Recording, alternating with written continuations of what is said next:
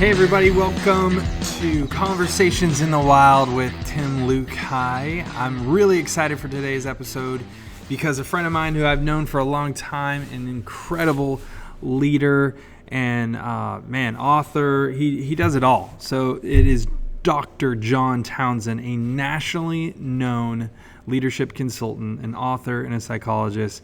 He is just full of wisdom. He's written over 30 books, selling 10 million copies, including a New York Times bestseller in the Boundaries series. John founded and operates the Townsend Institute for Leadership and Counseling and the Townsend Leadership Program. So Dr. Townsend travels all over the country for corporate consulting, speaking events, and he helps and develop leaders and their teams and their families. He lives here locally in Southern California. And one of his passions is playing in his son's band, the Bandits. And at the local venues and parties, they do all sorts of fun gigs. So he's a rock star. Beyond being a psychologist, beyond being an author and someone full of wisdom and loves to help people, he is a literal rock star. So welcome our friend John Townsend. Hey everyone, thanks for tuning in. This is Tim here with Conversations in the Wild, a Maverick River podcast. I'm really excited for today's guest, Dr. John Townsend. He's a friend of mine. He attends Mariners and has for many years. He is nationally known for his leadership and does all sorts of consulting all over the country. He's a psychologist. He's written over 30 books, selling 10 million copies, including a New York Times bestseller called in the Boundaries series. And he also operates the Townsend Institute for Leadership and Counseling and different leadership programs. So I'm really excited that he's here, and we'll get to learn more about the different things that he's working on and doing. But John, thanks for tuning in with us. Thanks, Tim. Good to be here. So I just wanted to start with a couple of questions, John. So at what point in your life did you know that you wanted to help people and be a psychologist and coach and do all the great things that you're doing today? Well, I didn't have a straight line on that one, Tim. It was like most of us, where the trend line goes up and down. Originally, I was wanted to be a pastor and actually be a missionary, and I wanted to learn what the Bible said and how to preach it and all that. So I went to seminary, Dallas Seminary, and got my master's in theology, headed that way. I'd been commissioned to go to Africa, but I got involved with a friend of mine who was a psychologist on faculty, Frank Wickern, and he got me involved in men's process groups. He was a master at process groups, and he said, "Can't you join it? Because I know you're interested in this stuff." And it literally transformed me and the other guys there. I was watching people's marriages work out. I was watching them get renewal of their faith, doing better at their jobs, the whole thing. And when I saw his expertise and how the guys who were hungry to grow in a Christian way, I thought, that's it. And I figured maybe I wasn't online with God enough to know what the mission really was in the early days, but that's when I decided to get a doctorate in psychology. And then I had the seminary behind me so that I could interpret, because psychology got some crazy stuff in it. Right. But I had a theological filter to go what was not helpful and what was helpful, and that's what happened. Now, you mentioned men's processing groups. What exactly is a processing group? Well, a process group is a structure where people get together with a trained facilitator. It can be a therapist or somebody who's a lay person who's well trained. And the object of it is to be safe and vulnerable as possible. We all got issues. Right. You need a very safe place to talk about things that you can't talk to about anybody but, God sometimes, but to make it very safe so you can bring out the needs and challenges of life, because men have challenges, work things and marriage things and dating things and kids raising things and self-image and all that stuff. And a place to talk about them in a safe community where other people can identify, can be empathic, can support, can confront when needed. And it's basically, the best way I can explain it, Tim, it's a family. I think that God grows us up in families. We have a family of origin where we have a mom and a dad and siblings, and God designed that, and Some people have a really healthy family. Some people have an awful family. But even a healthy family is not finishing everything, because God has a second family, and it's the family Mm-hmm. of God. The family of origin's first, the family of God's the second. Mm-hmm. We call it in my organization the foo and the fog. Jesus said, "Who are my mother and my brother and my sisters but those who do the will of God?" He said, "That's my family." And Mm-hmm. so that second family, which we know as the church, comes in and changes and replaces and fixes the things the first family couldn't do. So that process group became a family, and it does for people that I take through it and all the people that I train, a way to kind of finish out those hard and difficult issues if you want to be the best guy you can be. So, I mean, ultimately, you're describing the power of a small group, the power of community, obviously with a very safe environment with a trained facilitator that can walk through really difficult things with men and creating a space where we can be honest with what's going on. Fair enough. Fair enough. Yeah, because I think part of the reason that we have this podcast that we call Conversations in the Wild is to inspire guys to have honest, authentic conversations and to find healthy communities. Mm-hmm. Oftentimes, those are easiest to find at a church setting, to have a family of God, to have a small group community. So I love that. One Where of the they things where they where they know it all and it's still okay with them. They that's know it. it all, but there's no shame. They're going to help you with it. They'll address it, but there's no shame involved. Mm, yeah, that's got to be critical. I don't want to walk into a place where they would feel shamed. No doubt, they got to feel safe. Yep. And so, no guilt, no shame.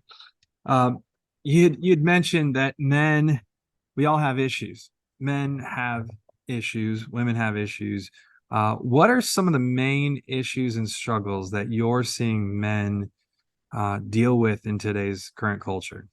Um, I see a lot of this, and so do the people on my team that we're working with people. Probably breaks down to four areas. The first one is the inability to be emotionally secure and attached, to make bonding relationships, and to be vulnerable. Men have a lot of difficulty these days being vulnerable because they think they're going to get beat up or rejected or judged. So they kind of close it down, work harder. Men die sooner because we work so hard, Hmm. and they have a hard time opening up. They don't have the skills, or sometimes it's scary. So what I would call attachment is the first problem. They can't attach. Hmm. The second one is that a lot of times men can't they really can't set their boundaries. You talked about the boundaries book that Henry Cloud and I wrote all those books about. Men have a difficult time with boundaries too. They hard to them to say no, let people down.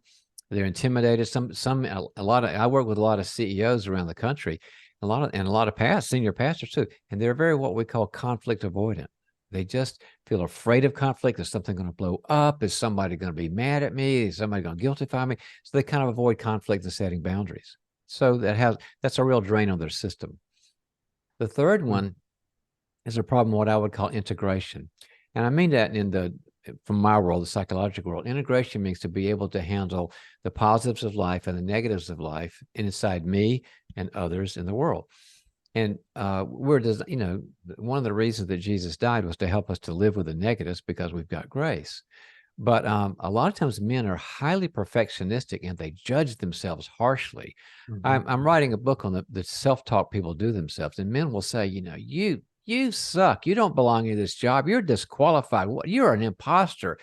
And they judge and perfectionistically attack themselves and other people. They can't integrate the bad with the good. And so they Hmm. live in a life of black and whites and just awful, awful self-judgment. And the fourth one is what I would call adulthood. Feeling like you're a grown up, even if you're in an authority structure, an organizational chart, and you're working for somebody, that you're equal with them, you're mutual with them. But a lot of guys come in saying, I feel like a little kid. I get intimidated by authorities. I get intimidated by my boss, by my customers, by parental figures. And so I always feel like, am I really qualified to sit at the table with grown-ups? Those are the four things that men tend to struggle with, and humans too. Those are great. I think I'd love to talk specifically about one of them because it is, I believe, and you could correct me your book that you wrote with Henry Cloud, Boundaries. Is that the one that is the New York Times bestseller, Yeah. or is it?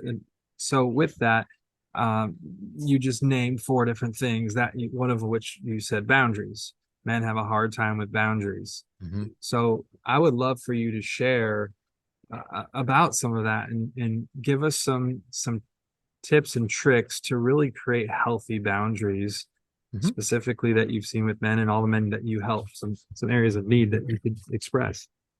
Yeah, absolutely. It's a big deal. In fact, I spoke about it in a leadership group this morning, so it's kind of fresh on my head. Perfect.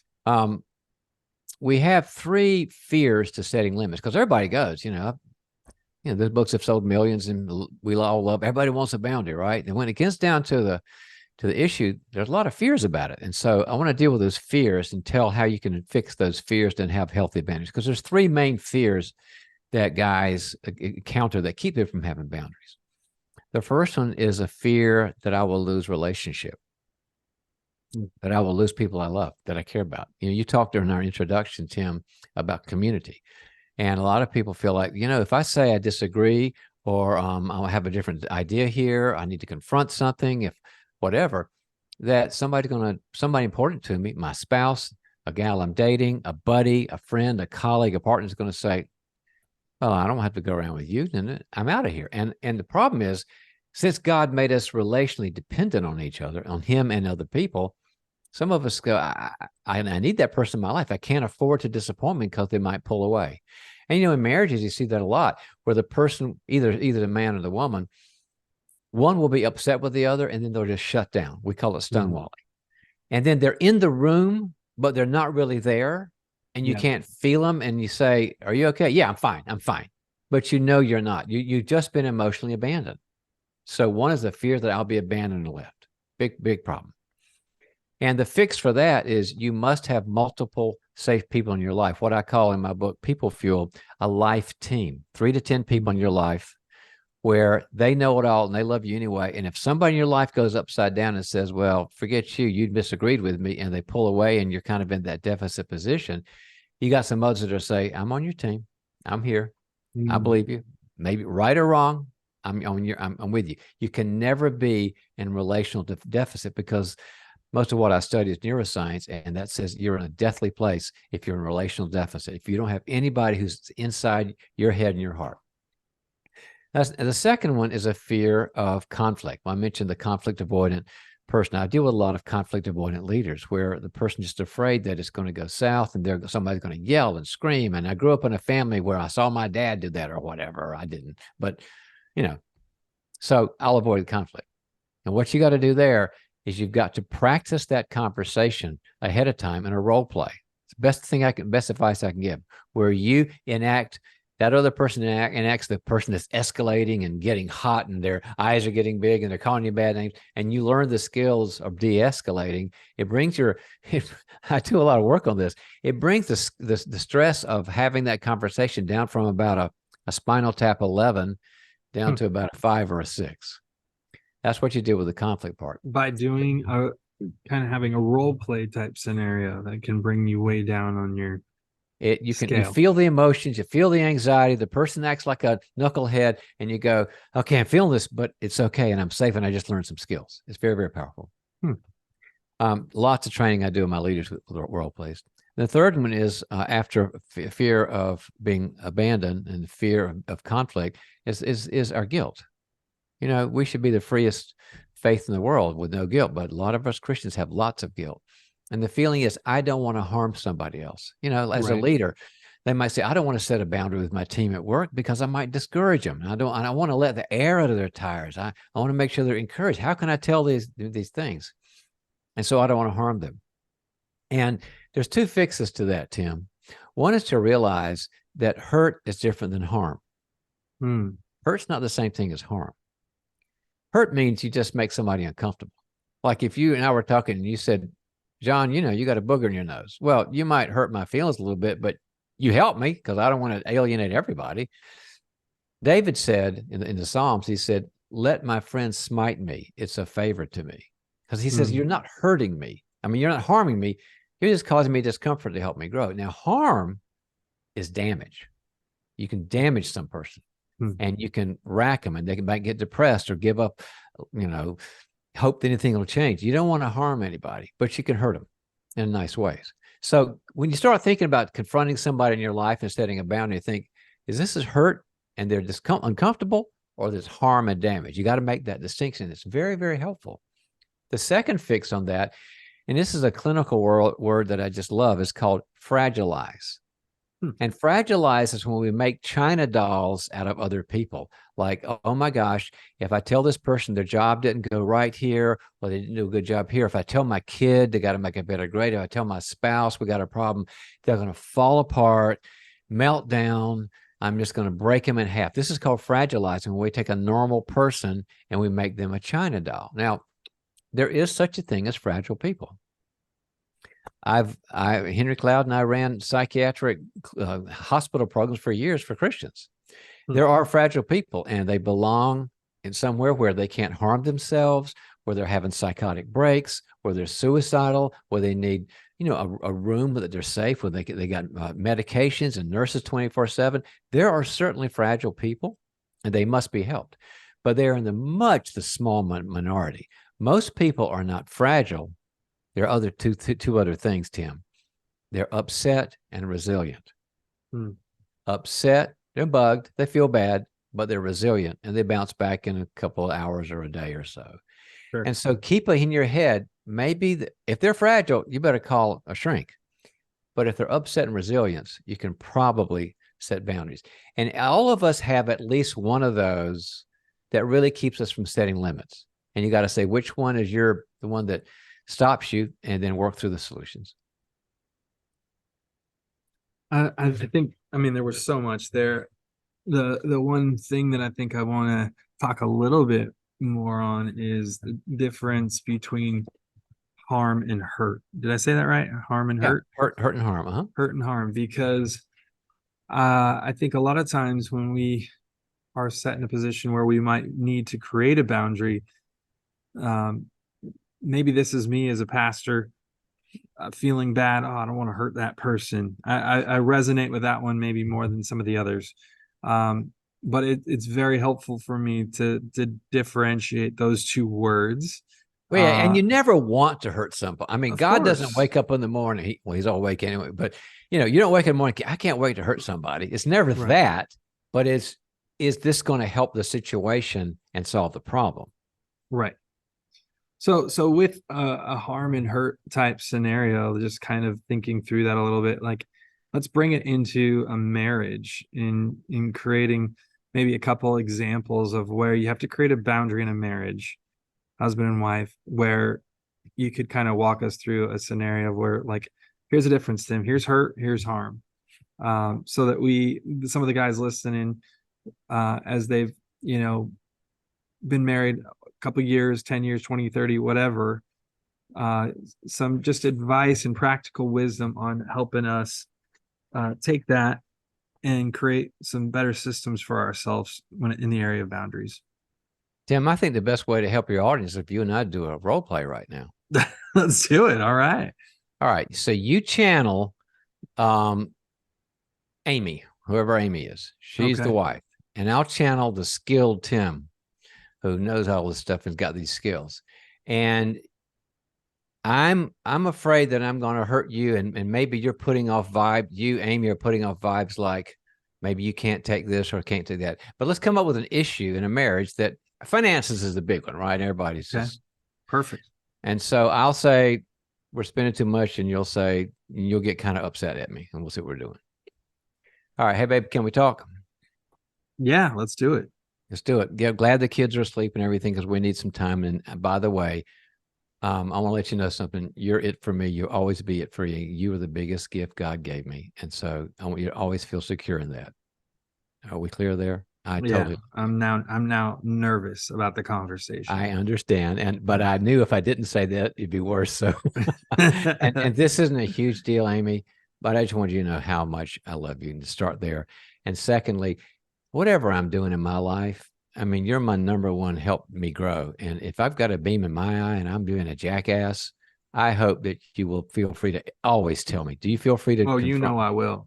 Absolutely. Actually, I do know very well, honey. So, all right. So, can I bring up something that I don't think is a total awful thing, but something I want to nip in the bud between us? Yes. Okay, it's money. You spend too much of it. That wasn't our role play, Tim. I'm sorry. No, just kidding. Keep going. I didn't say that. Yeah, and we've had the conversation before. I don't want to trigger anything, but I just want to address it in a healthy, loving way. Is I think, and I want to stay responsible for my part of the budget, but honestly, I think the things about the shopping are not good for us, and I want to just solve the problem of your spending, and whatever I'm doing, I want to fix too. But I want to solve this with you.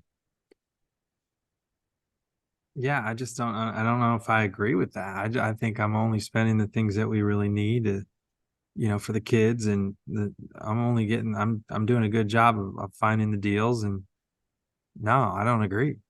Okay, okay. I get it. Um, Remember that Dave Ramsey course we took, sweetheart? Financial Peace? Yeah, kind of. Yeah, for me, it's kind of a kind of two. I mean, it's one more seminar, but we were all jazzed because we're going to save up for a better house and all that. And we were on the program for a while. Then we got busy with kids and life and everything. And we agreed on the numbers back then. And I was a good guy and you were a good guy. And I think we're off course now. Yeah, maybe we should look at it a little bit more closely. I didn't realize that we're not on track. Yeah, I happen to have right here on the laptop. You want to? That's gonna go over real well. No, I would never does. Well, yeah, and I can pull it up, and maybe another night we can go over and just say what's realistic and what's not. But I just need kind of your partnership there. And boy, if I am being too tight-fisted, you got to hammer me. But I think if you're spending too much, that I need you to be accountable to me on that. And I think we have a great relationship if we can kind of tweak this system. Does that work for you, sweetheart? Yeah, I think that's fair. We can take a look. That's how it goes. That's good. Well, except you were kind of throwing me softballs. I was being easy on you, but yeah, I mean, I thought Amy might say, "You're just like my father, and you're abusive," and we'd have done something different. Or you might, or the fragile one would have been, you would have gone, I'm overwhelmed with the kids. There you go again. I'm going to go in my room and cry because we have 4 kids and I don't even need this. And once again, when I'm at my lowest, you beat me up. Well, that'd be a fragile thing. So you gotta flow with the heart of the problem. I was not on my role playing game. I don't know. I didn't know how to be Amy in that situation, but it's a starting point. It's a starting point for listening to a person and being careful, but you can set a boundary with these kind of issues in a nice way. Yeah.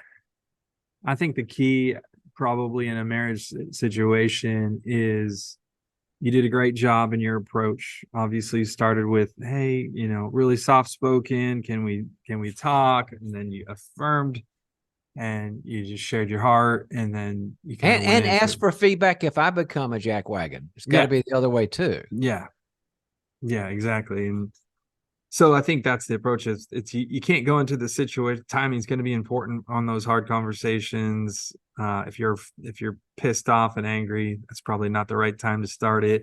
Yeah. Cool, calm, collected, going in with a very graceful approach and vulnerable. Yeah. I think that's helpful, but I really did like the hurt versus harm, because I know that sometimes can be a limiting a reason why we don't create any boundaries. Instead, it just gets all messy. Well, a lot of times it'll help, whether it's a business partner or a friend or or a marriage or whatever, is to check it out ahead of time with the other person. The person that you're afraid that you might harm, just say, I got to go over some stuff with you, and I'm sure you got stuff you could tell me about, but there's some stuff that where we're disagreeing or we're not aligned. Is it okay if we talk about it? And then they don't go, oh, I just felt ambushed. They might say, it's a horrible time for me. All I want is grace right at this lunch. My life just sucks. Or they might say, yeah, I want to solve it. So now they give you permission that they feel empowered enough to hear it. So get their buy-in and their permission in a nice way, and you've set a better stage. That's it. So with boundaries, just specifically, I heard this quote: 1 in 4 men I think it's like 20%, approximately 20% will have some sort of adulterous affair in their marriage. And with that, what are some healthy boundaries and guardrails that you would say are absolutely essential to kind of safeguard marriages in today's culture? Yeah, it's a unfortunate statistic, and the church is not, is not immune to this, is it, Tim? No, it's not. Um, you never let an alcoholic tend bar.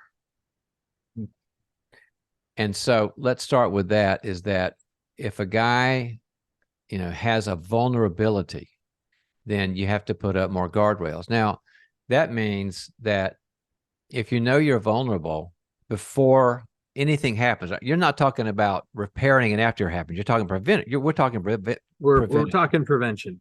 Okay. Is all of us need to know if there's anything going on in the marriage where there's upside downness. That's number one. You got to nip that in the bud. That might be seeing a pastoral counselor, a therapist, a psychologist, somebody. But if things aren't going away, if you're feeling distance, or if you're feeling like she doesn't understand me, or she's saying we're not doing well, always try to solve it yourselves. But if there's those ongoing, what I would call chronic problems that aren't going away, and they're not huge, they're not explosive, but they can really erode the connection. Finally, you got to say, our conversations aren't working.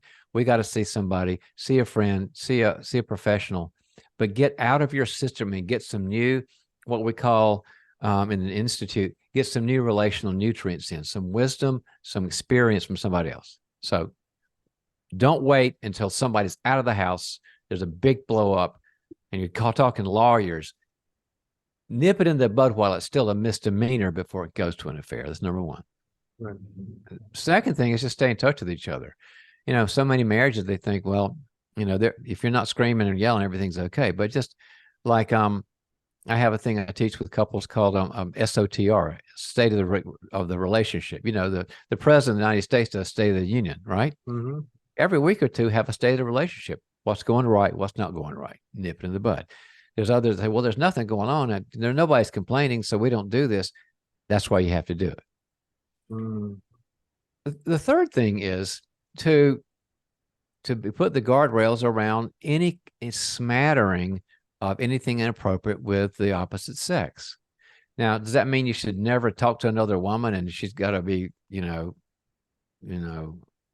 like in another planet? No, I mean, I believe that half of the body of Christ is women, probably more. And I believe that we need healthy relationships, godly relationships with women that are pro-marriage and all that.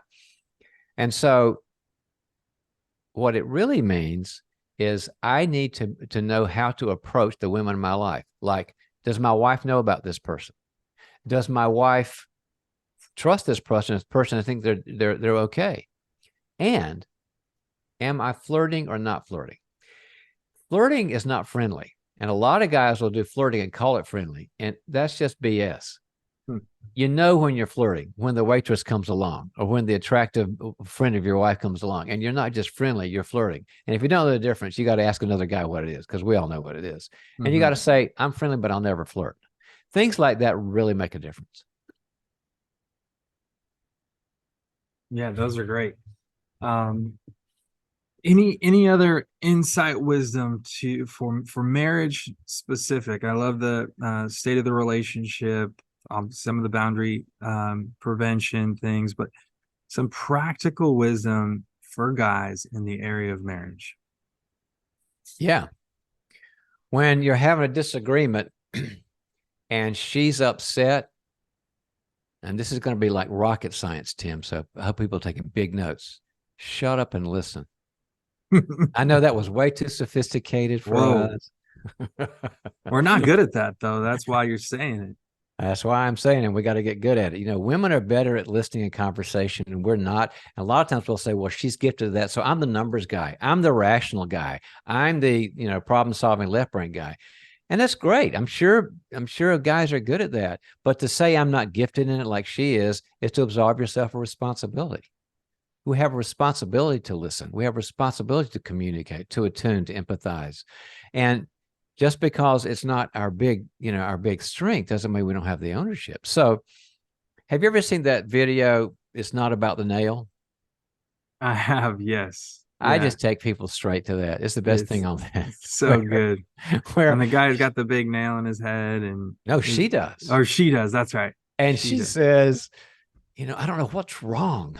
I mean, my sweaters are snagged, and I had this headache all the time. And it's like 6-inch nail. And he goes, "You do have a nail in your hand." She says, "Stop giving advice. You're not listening." Oh, it's so good. Yeah. We should And there's probably link that YouTube to the podcast. it's really Absolutely. worth it. It's funny so and good. but the fact is, male or female, especially males, is that we give advice sometimes when all she wants is, do you understand me? And we have to learn how to actively listen, how to be attuned, and to say authentically, don't read off an index card. That's awful. But things like, tell me more about it. That must have been hard. How'd that feel? That's overwhelming. I felt the same way too. Mm-hmm. And we call it in my team, get in the well with her pain, get in the well with her overwhelming, her sadness, her anxiety. Don't give advice until she says she wants advice. It's good. I like that. Get in the well. Get in the well.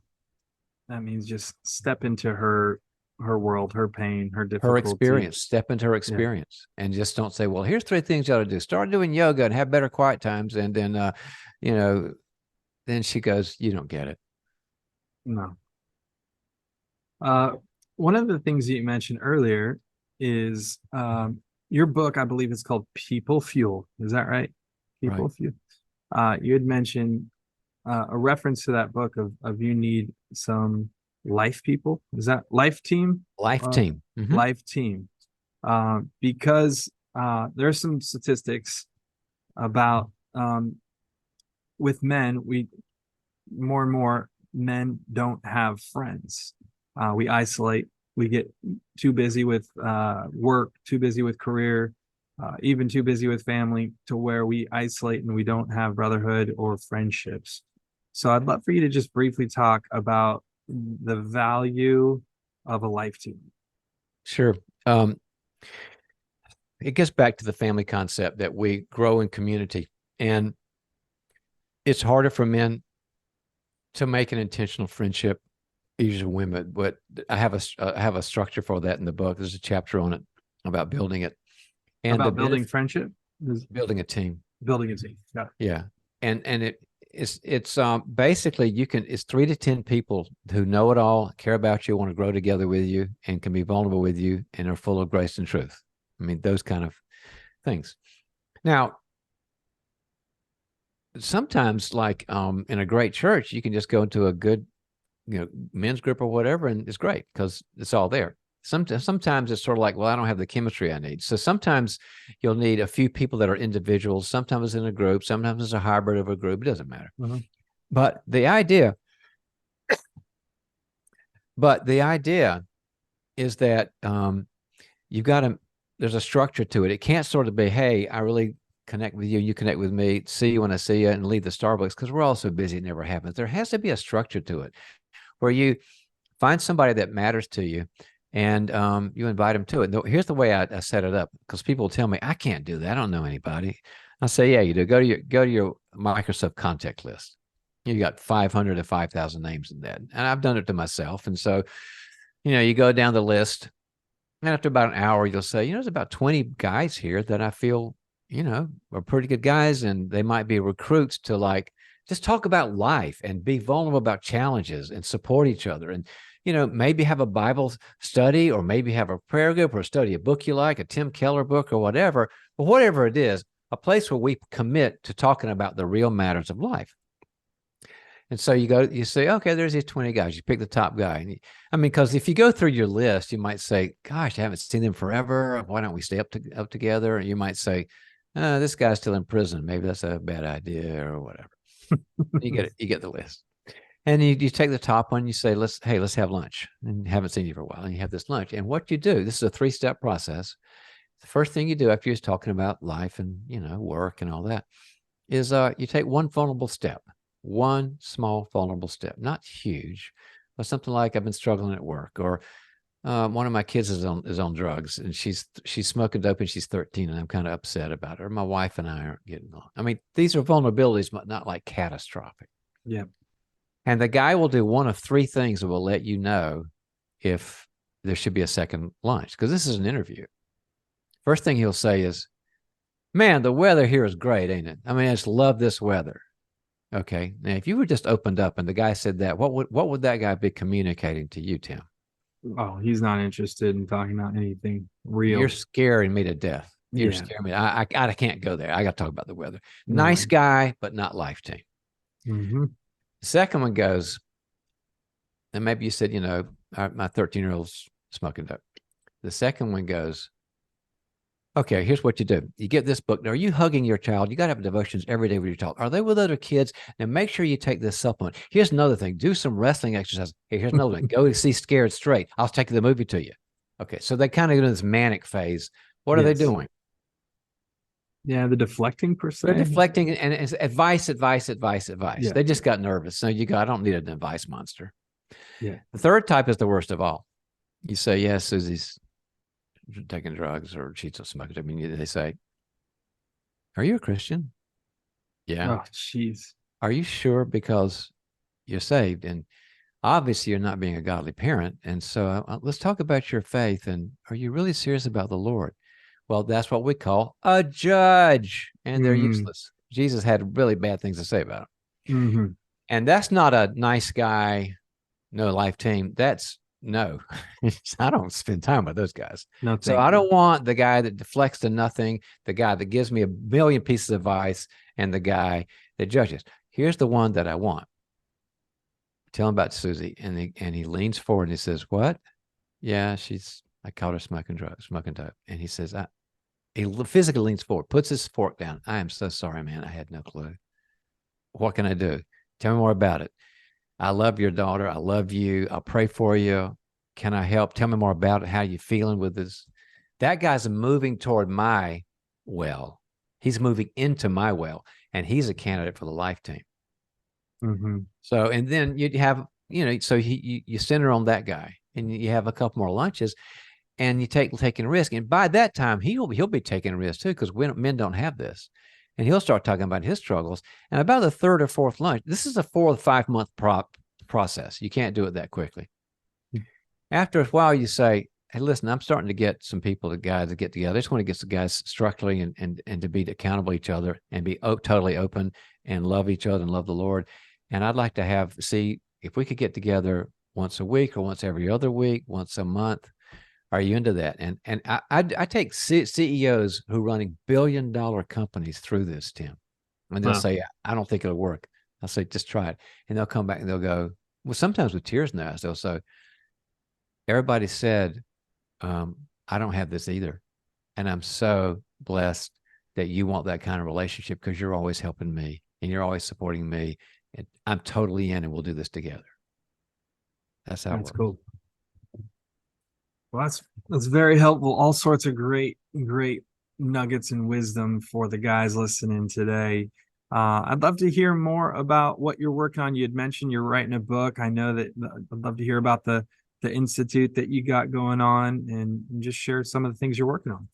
Sure. I'm writing for my first graduate level book on Christian counseling. It's called Transformations. It's the model that myself and my team use, and that's going to be something I'm doing a lot of time with for the next, 6, 7, or 8 months. And yeah, we have the Townsend Institute for Leadership and Counseling. We're a school at Concordia University in Irvine, California. And people can get a master's in organizational leadership or credential, a master's in executive coaching or credential, a master's in counseling or credential, or a PhD in counseling. We're fully accredited. We've got all the accreditations, and we're fully online. And we've got hundreds and hundreds of students. They're getting great jobs, first career jobs, second career jobs. And we try to make it highly relational as well as online. So the person feels like they've got a team around them and people that care. And we use lots of skills and tools. We use neurology, we use neuroscience for leadership and for counseling. We have biblical principles. And people we've been around maybe, 5 or 6 years now. and people are getting great jobs around the country where their bosses are saying great, or they're starting their own gigs. Pastors are going through getting better jobs in their church. And so, yeah, check us out at townsendinstitute.com, because we got a lot going on there, and have a meeting online with some of our people, but it's going very well. And also we have Townsend Leadership Program, which is not the academic end of things with a degree. It's a professional leadership program around the country where we've got directors that will lead you either virtually or online, but it's about for those leaders who want to be good on their task tactical skills, but their people EQ skills too. They meet once a month. They have stretch goals. Our directors are highly trained. They'll help you with work group stuff. They'll do processing with you. They'll give you great advice, and your business, your organization, whether it's for profit or nonprofit, will be better. And you can reach those two on drtownsend.com. That's very cool. So you said it's 100% online. So there is no, even if you're in the Irvine area, is there an opportunity to come and sit in a classroom with you, or is it all online? There's 4 days because we have students from around the world now, and so there's 4 days. Once a person starts, that they come in and everybody gets at the beautiful Concordia University right. campus, and I'm there, and we have people coming in that are our speakers and professors and the other teams. So there's hundreds of people for 4 days a year. After that, it's all online, because we want to be, it's accessible. It's so much more accessible. That's so cool. Well, man, it's a privilege to have had you on today. Thank you for all the amazing wisdom that you passed on to me and the other people listening. Any other last minute wisdom nuggets, advice for the listeners? Yeah, I got an affirmation. Okay, great. We'll take it. This is for your audience. Tim and I have known each other as friends for a long time, and done things together for a long time. And I have had so much trust in how he deals with men from a wise and loving and graceful and truthful position. And so keep listening to the guy, because Tim's content is some of the best out there, and you'll grow from it. No, thank you, John. I appreciate that. Well, it was a privilege to have you on. And I know me personally, and actually my wife, my mom, we are all recipients of learning and growing as a result of your book, Boundaries, and many of the other great resources you have. So thank you for the work that you do, the people that you've helped, and all the tools that you've given us. I appreciate you coming on Conversations on the Wild today.